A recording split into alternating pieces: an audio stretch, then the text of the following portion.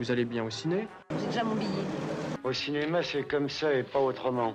Allez hop, à Créteil. Bienvenue sur le podcast des cinémas du Palais et de la Lucarne. Vous n'avez pas pu assister à une avant-première? Vous aimeriez bien réécouter l'intervention d'une réalisatrice ou d'un invité? Désormais, vous pouvez revivre les rencontres que nous vous proposons tout au long de l'année chez vous. Le podcast des cinémas du Palais et de la Lucarne se met aujourd'hui à hauteur d'enfant à l'occasion de la sortie du film d'animation Le Secret des Mésanges. Nous vous proposons d'écouter la rencontre avec le réalisateur Antoine Lancio qui a eu lieu au cinéma du Palais le 25 octobre. Bonjour, merci de m'accueillir dans votre cinéma. Je suis content d'être là. C'était la course parce qu'on fait plusieurs salles. On essaye d'aller à la rencontre du public. Et c'est un marathon. En fait, là, je suis en train de vivre un marathon là, depuis 4-5 jours. Mais en même temps, je le fais vraiment avec grand plaisir parce que c'est super de voir le public. Dans l'animation, on voit rarement le public. Et surtout qu'on met tellement de temps pour faire un film que voilà. Donc moi, je suis le réalisateur du film. J'ai participé aussi à l'écriture. Je suis à l'origine de ce projet puisque c'est une histoire que j'ai inventée. Et puis après, on a travaillé avec beaucoup de monde. Voilà. Avant qu'on entre sur la technique, parce que je pense que c'est un sujet qui nous intéresse beaucoup, petits et grands, peut-être que tu peux revenir d'abord sur l'écriture, justement, tu en parlais. C'est une histoire originale que tu as coécrite avec Pierre-Luc Grandjean. Peut-être qu'on peut en dire deux mots. Oui, en fait, c'était une histoire que j'ai commencé à imaginer dans ma tête en 2013, pour vous dire. Et puis j'ai commencé à l'écrire, ça devait être en 2015, par là.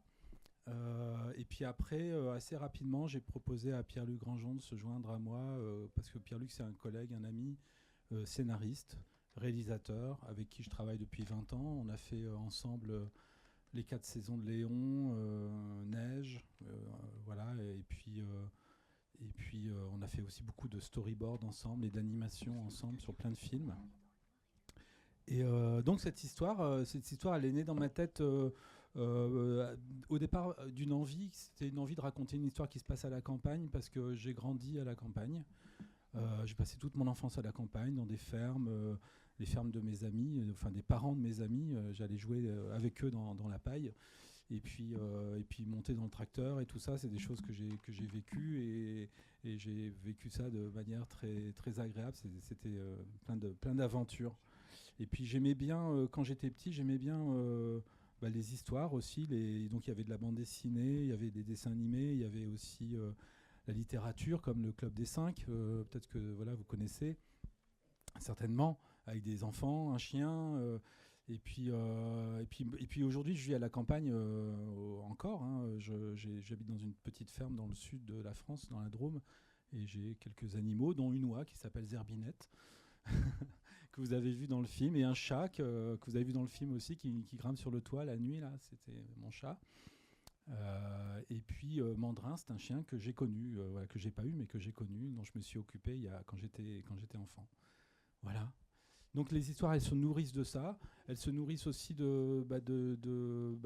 patrimoine, de tout ce qui est un peu rare dans la campagne, c'est-à-dire l'histoire, le patrimoine, la culture.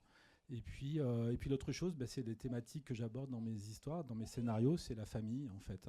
La séparation, les familles reconstituées, l'abandon, l'adoption, enfin toutes des thématiques qu'on voit rarement dans les histoires que moi j'aime bien développer dans les miennes.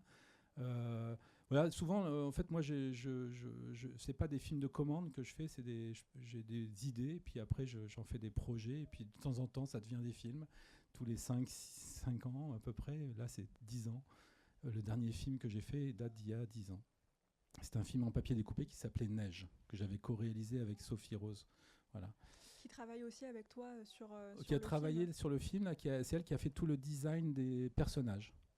Voilà. On était 4 auteurs, donc il y a 2 auteurs graphiques, c'est Sophie Rose qui a fait les personnages, c'est Samuel Ribéron qui a fait les décors, et puis 2 auteurs littéraires, Pierre-Luc Grandjean et moi. Voilà. C'est un peu la même équipe, on bosse ensemble depuis une 20aine d'années maintenant. Voilà. Je ne sais pas si vous avez déjà des questions. Ouais, peut-être que je m'avance un peu. C'est peut-être toi qui dois poser la question. Ah non, mais Non je t'en prie, c'est ta séance. Hein. Parce oui, que je peux parler que vous beaucoup, avez moi, des longtemps. questions. Attention. Mais oui, Faut peut-être que vous m'arrêter, avez eu le temps, les enfants, de réfléchir à vos premières questions. Là, on va pouvoir vous montrer plein de choses sur la fabrication du film, mais déjà sur l'histoire qui mêle beaucoup de choses. Secrets de famille, on le disait, secrets d'histoire, relations amicales aussi. Est-ce que vous aviez des petites questions, les enfants, là-dessus ? Le plus dur, c'est la première question. Mais après, une fois que la première question est partie, après, c'est plus facile. Est-ce que quelqu'un veut se lancer ? Sur l'histoire, parce qu'après, je vais beaucoup parler de la technique, si vous voulez. Hein. Mais sur l'histoire, oui, c'est vrai qu'il y a les histoires de famille. Moi, dans cette histoire-là, c'était les secrets de famille qui m'intéressaient. Dans les familles, il y a des fois des secrets, et puis il y a des fois des choses qu'on a oubliées, des choses qui se sont perdues, des noms de lieux, des noms de personnes. Donc les choses reviennent comme ça un petit peu en surface. Et il y a plusieurs strates, il y a plusieurs couches. C'est comme dans le film avec le papier, il y a plusieurs couches. Et donc, dans cette histoire, il y a effectivement une enquête, un peu, si on peut dire comme ça. Moi, j'ai envie de dire plus une aventure, d'aller à la rencontre de son histoire familiale et puis de ne pas avoir peur de ça, parce que ça peut, ça nous aide à mieux appréhender le monde des humains, j'ai envie de dire. Donc, moi, c'est une expérience que j'ai vécue quand j'étais enfant. Je me suis inspiré pour cette histoire de quelque chose qui m'est vraiment arrivé. C'est ça que j'avais aussi envie de transmettre. C'était pas mon histoire personnellement, ni celle de ma famille, mais c'était moi, par les émotions par lesquelles j'étais passé, l'aventure que ça avait été pour moi. Et c'est quelque chose dont je me suis sorti psychiquement plus à l'aise, plus grandi, en tout cas débarrassé de ce poids-là. Pas complètement, mais en tout cas en partie. Donc j'avais envie de transmettre ça, envie de dire au public. Et puis, il ne faut pas avoir peur de poser des questions, il ne faut pas avoir peur de mettre des mots, il ne faut pas avoir peur de s'interroger, même de se poser des questions, en fait, déjà, de penser. Voilà. Donc c'était un peu des choses que j'avais envie de transmettre, qui, moi, m'ont fait du bien. Donc j'espère que ce film vous a fait du bien. Mon envie, c'était de faire un film qui fasse du bien, un film assez doux, assez câlin. Il y a beaucoup de câlins dans le film, vous avez vu. Il y a beaucoup de bisous. Et puis le papier, c'est quelque chose de très doux aussi. Donc c'est aussi pour ça que j'ai aussi choisi cette technique. J'aime bien cette technique parce qu'elle est très douce, elle est très enveloppante, elle est très fragile, comme la famille, comme les amis. Il y a quelque chose qui résonne en fait. En tout cas, moi, c'est ce que je voulais faire. Tu as parlé des émotions dans le film. Peut-être que c'est une question à laquelle vous pouvez répondre, les enfants. Quelles émotions nous traversent quand on regarde le film ? Ou quelles émotions traversent la petite Lucie, peut-être ? Est-ce qu'il y a quelqu'un qui veut se lancer ? C'est dur, hein. Alors, on peut me dire à l'oreille et je peux répéter pour tout le monde, s'il y a besoin. C'est difficile de décrire les émotions. Mais c'est vrai que dans cette histoire, on passe par plein d'émotions. L'histoire, elle est pas... si on réfléchit bien à l'histoire de Caro, c'est pas une histoire très facile et très marrante. Donc il a fallu rendre tout ça assez léger, et avec des personnages hauts en couleur, avec des animaux qui fassent rire. Bon, ça, c'est pas trop difficile parce que les animaux, ils font rire.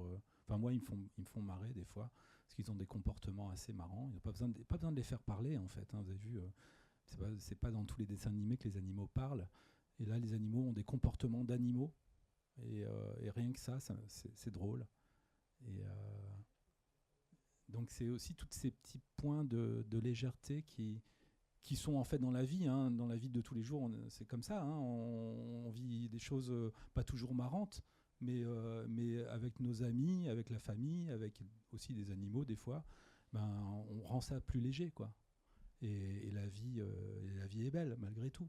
Et sur ce que tu dis sur les animaux, c'est vrai que à la fois avec la technique, mais aussi la manière dont ils sont introduits dans le film, je trouve qu'il y a une grande curiosité de s'attarder sur les décors, sur ce qu'on va voir, les vaches qui sont en arrière-plan, sur les mésanges bien sûr qu'on retrouve du début jusqu'à la fin, les petites choses qui nous interpellent peut-être moins aujourd'hui au quotidien ou dans les films qu'on a l'habitude de voir.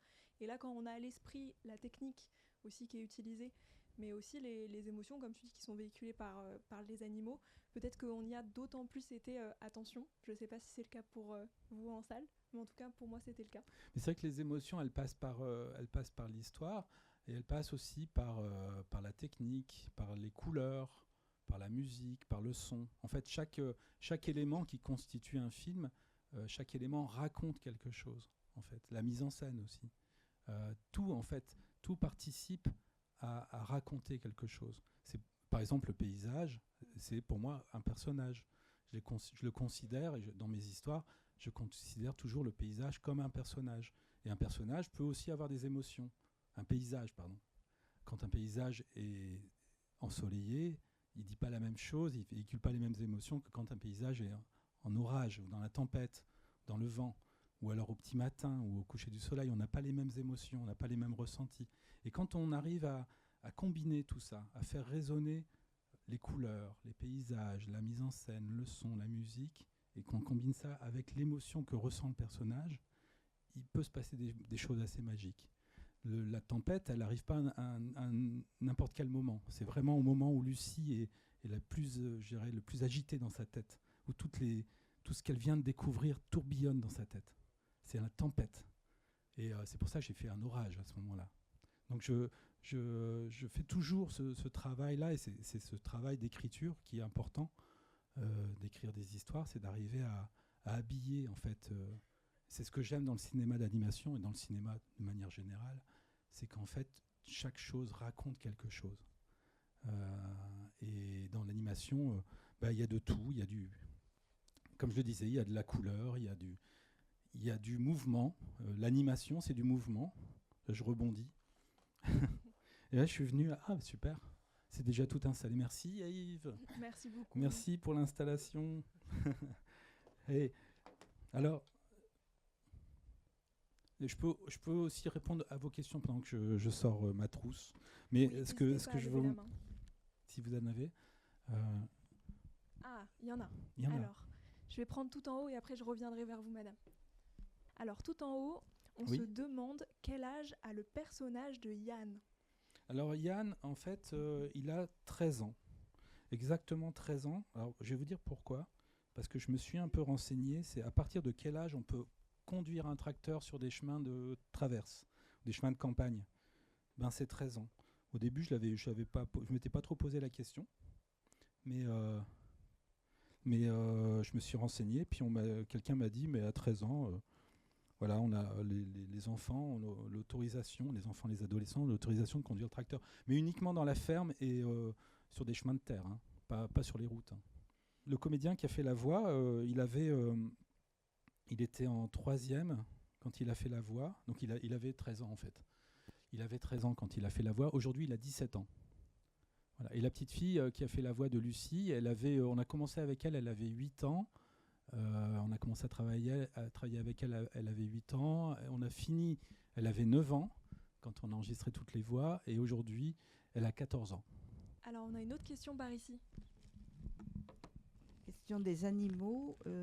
Moi, je me disais que c'était un peu le blaireau qui était le fil conducteur de l'histoire. Oui, un peu. Et puis, ouais. en fait, les mésanges, ça donne un petit peu plus de légèreté que le blaireau qui est dans son terrier.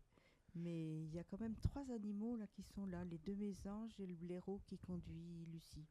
C'est vrai que en fait, les blaireaux, le blaireau, on projette sur lui des émotions, mais qui sont en résonance avec ce qu'a vécu Caro, quelque part, c'est-à-dire un petit qui n'a pas ses parents. Caro, elle a grandi sans son père, elle a passé une partie...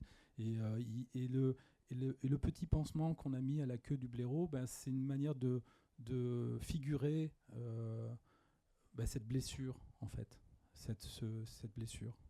Et le blaireau qu'on soigne, le blaireau que Lucie prend le temps d'accompagner, d'emmener à droite, à gauche, dans le tracteur, dans sa chambre, dans la voiture, de lui donner à manger. Tout le soin qu'elle apporte au blaireau, c'est quelque part un peu du soin indirectement qu'elle apporte aussi sur son histoire, en fait, l'histoire familiale qu'elle soigne, qu'elle veut soigner, C'est souvent les animaux servent aussi à ça. On projette sur eux beaucoup de choses en fait.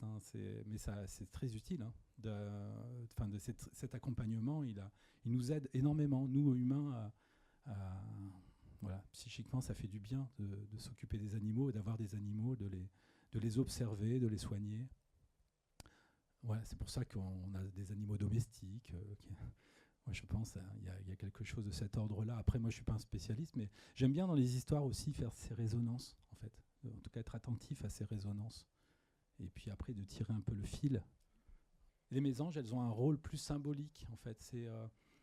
Elles n'ont pas un comportement, je dirais, tout à fait normal, puisqu'elles sont à la fois animales et en même temps un peu comme des fées qui vont guider, Lucie dans c'est un peu, moi, j'ai imaginé un peu comme des fées qui connaissent l'histoire familiale et qui savent qu'il y a une rupture dans l'histoire de cette famille-là et qu'elles vont guider en fait Lucie pour essayer de l'emmener vers des lieux, de l'emmener vers des gens, l'emmener vers des objets qui vont permettre à Lucie de retisser un peu, de retricoter une histoire familiale autre. C'est pas comme ça que ça aurait dû être, mais c'est comme ça que ça sera dorénavant. Et donc, elles vont servir de guide.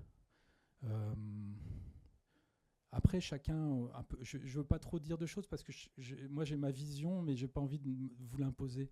Je veux aussi que vous restiez dans votre émotion de quelle est la symbolique de ces mésanges. Bien sûr, il y a ce qu'on entend en français, mésanges, les anges. C'est aussi un peu ça.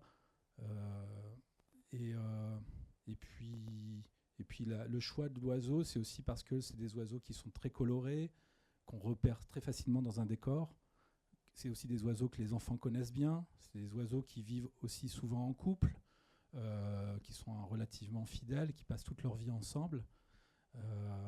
Et puis, c'est des oiseaux qu'on trouve partout, en fait, en ville, dans les jardins, dans les parcs, et puis à la campagne. Et aussi des oiseaux qui vivent à proximité des humains, des oiseaux assez intelligents qui n'ont pas tellement peur des humains et qui viennent volontiers manger des graines qu'on met sur le bord de la fenêtre, quoi. Et cette proximité avec les humains, moi, ça m'intéressait. Des animaux qui ne soient pas non plus migrateurs, mais sédentaires.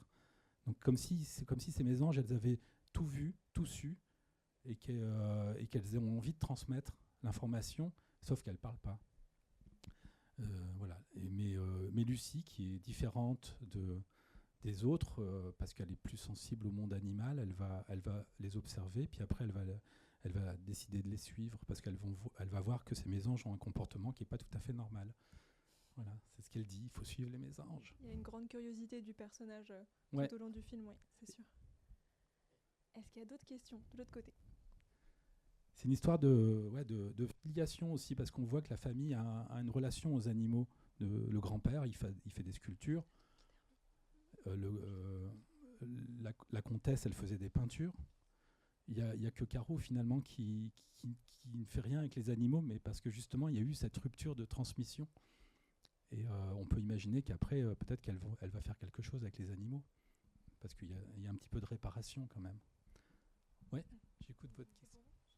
Je voulais dire que c'était pas une question en soi, mais c'est vraiment dire un peu mon admiration. Merci. Par rapport à ce que nous avons, ce dans quoi vous nous avez immergés. Oui, merci. Toutes ces émotions, ces finesses à repérer.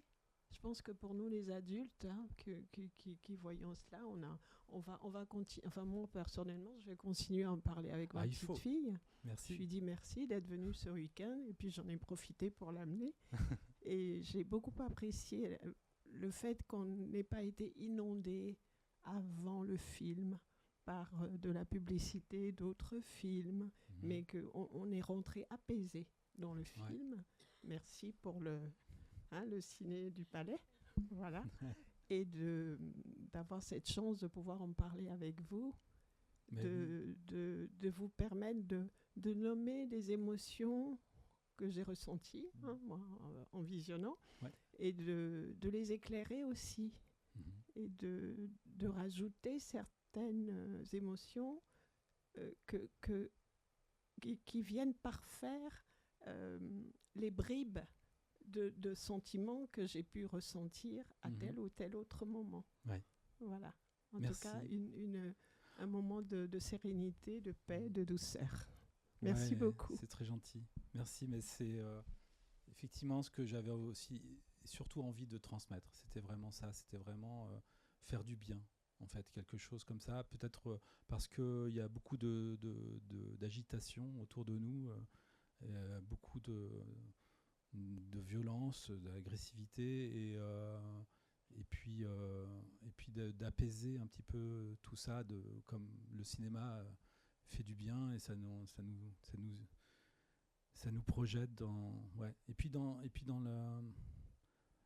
la effectivement il y a plein de, c'est pour ça que j'essaie de pas trop vous donner ma vision de cette histoire, parce que on a essayé les choses assez ouvertes pour que chacun puisse projeter sa propre histoire et puis chacun puisse s'accaparer aussi, que ça vienne résonner en nous de manière très libre et non pas imposer un discours ou un schéma qui soit ce qu'on a l'habitude de voir dans les films d'animation, mais quelque chose d'assez doux. Le papier contribue énormément à ça, l'image contribue énormément à ça. Et donc ça me fait plaisir ce que vous dites, c'est très chouette et c'est clair que bien sûr il faut en parler. Si vous avez aimé le film, conseillez-le autour de vous, parce que c'est grâce aussi à votre curiosité, à vous public, que des films comme ça continuent d'exister aujourd'hui sur les écrans. Et merci aussi au cinéma de m'inviter, parce que pour nous aussi et pour moi c'est une chance aussi d'aller à la rencontre du public, et on fait des films pour ça, en fait. Enfin, je dis je sais pas les autres. Moi, en tout cas, c'est pour ça. C'est pas pour mon ego. Hein, c'est pas pour juste me dire j'ai fait un truc, je suis content de moi. Bien sûr, je suis content. Mais pour moi, je considère que mon film est terminé ici. Avant d'être dans les salles, pour moi, il n'était pas terminé. C'est important pour moi d'aller jusqu'au bout, et c'est pour ça que j'accompagne mon film le plus que je peux, parce que c'est la fonction du cinéma, c'est ça, hein, c'est d'aller au public, en fait. Comme je vous disais tout à l'heure, j'ai pas souvent cette chance, donc on est beaucoup dans notre bulle, mais heureusement, voilà, il y a des possibilités de se rencontrer, donc c'est avec plaisir, en tout cas. Moi, je suis très content de partager mon film et content de voir aussi que ce film touche largement tous les âges, parce qu'on n'a pas fait, et je n'ai pas voulu faire un film pour enfants. J'ai voulu faire un film que les enfants comprennent, et un film qui parle de l'enfance, un film qui soit moderne aussi, même si on a une technique qui est artisanale, qui est archaïque, on peut dire même, parce que en fait c'est la même technique qu'on utilisait il y a une centaine d'années, hein, ça n'a pas tellement changé, mais je voulais faire un film qui touche tout le monde, tous les cœurs, et on l'a fait, et je l'ai fait, et on l'a fait tous ensemble, là. On l'a fait vraiment avec beaucoup de cœur, avec beaucoup de plaisir, et voilà. Donc c'est vraiment quelque chose de... comme le film, hein, vous avez vu la scène de fin, c'est ça, hein, ce que ça raconte. À la fin, on a tous les personnages qui se retrouvent. Il y a beaucoup de cette micro-société là, de familles reconstituées, à la fois la famille de sang, puis aussi les amis, et puis et tout le monde est là, et il y a un bien-être. Et ça, nous, on l'a vécu sur le film, et je suis content de le vivre aussi dans la salle, voilà, avec vous. Pour moi, tout ça est cohérent. Enfin, il y a quelque chose de j'ai envie de dire, de sain pour l'esprit. En tout cas, voilà. En même temps que je vous parle, je suis en train d'installer un pantin que vous voyez là. C'est Lucie. J'ai une pupille qui s'est collée sous mon doigt. C'est vrai que c'est tellement minuscule, on se rend pas forcément compte. Alors c'est vrai que la technique, la technique, elle a ça de chouette, c'est que en fait, on est vraiment tout de suite dans l'enfance avec ces matériaux, puis avec les outils qu'on utilise. Là, je vide la trousse. Chaque animateur avait une trousse comme ça. la pâte à fixe, les ciseaux. C'est les outils qu'on retrouve dans les écoles. Hein. Crayon, coton-tige pour nettoyer. Et puis, qu'est-ce que j'ai pas sorti? Ah oui, non? Ah oui, je le vois là. Les outils en bois. Ça, c'est un cure-dent. Et voilà. Et donc, c'est les outils, les matières, les textures, le papier, la colle, la pâte à fixe. Tout de suite, on est connecté. Hein. On est connecté avec l'enfance. Et puis, le cinéma d'animation, souvent, on le découvre aussi avec ces techniques-là. C'est-à-dire quand on fait des ateliers cinéma d'animation dans les écoles, l'initiation au cinéma se fait souvent par des films en papier découpé. Je ne sais pas s'il y a des enfants dans la salle qui ont déjà fait des petits films d'animation à l'école ou dans les ateliers. C'est des animations qu'on peut faire même ici parfois ou dans les centres de loisirs. On s'est déjà déplacé. Je Ouais, ne ou sais dans pas si certains ont eu l'occasion. Il y a des enfants justement d'un centre qui ont animé La Petite Oie. La Petite Oie ? Oui, tout à fait. Je crois que j'ai vu ça. Oui. Ça avait été posté, hein ? Oui, on vient de le poster, tout à fait. C'est ça, je l'ai vu.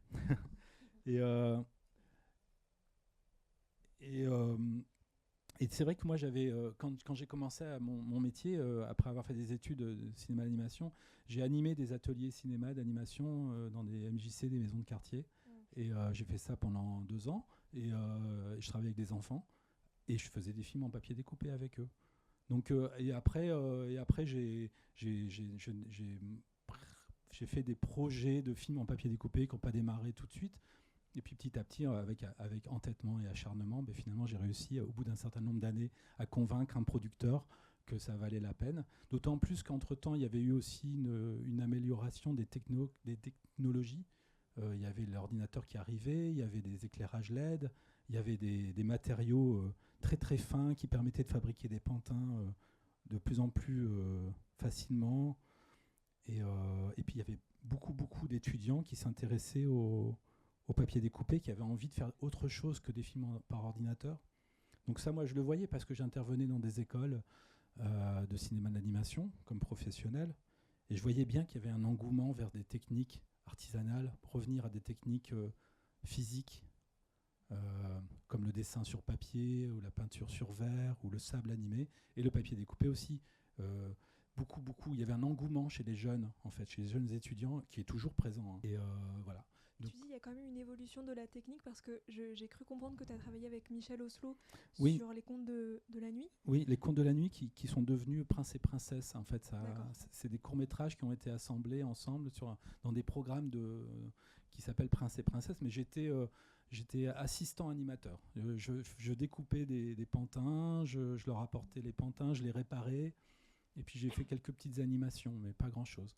Mais c'était une belle opportunité pour moi de travailler avec lui, et puis de travailler aussi avec l'équipe avec laquelle il travaillait. C'était des personnes qui pour la plupart, avaient déjà une expérience dans le cinéma d'animation et dans le papier découpé. Donc c'était une transmission aussi d'un métier que j'ai reçu. Et puis ça, c'est quelque chose que j'ai partagé aussi avec mes amis et collègues. Donc on a eu envie ensemble de faire des films en papier découpé ensemble. Mais ça n'a pas été facile à défendre parce que il y avait pas des longs métrages en papier découpé, ça n'existe plus en fait. Je pense que vous en avez jamais vu en fait. C'est peut-être le premier. Et tout simplement parce qu'il n'y en a pas eu beaucoup. Il y en a peut-être eu 5 en tout dans l'histoire du cinéma. Et encore, c'est des films hybrides qui mélangent plusieurs techniques. En réalité, il n'y en a eu qu'un seul avant celui-ci. C'était un film qui date de 1926, qui a été réalisé par une femme allemande à Berlin. Et c'était un film entièrement fait en papier découpé, qui s'appelle Les Aventures du Prince Ahmed. Voilà.